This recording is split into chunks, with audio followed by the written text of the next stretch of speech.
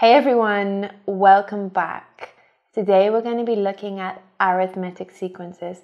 We're going to be learning what an arithmetic sequence is, how to calculate the nth term, how to calculate the sum in arithmetic sequences, some crazy sigma notation, and we're also going to be looking at worded problems. Before you start this series, you will need to know how to solve a linear equation and also linear inequalities.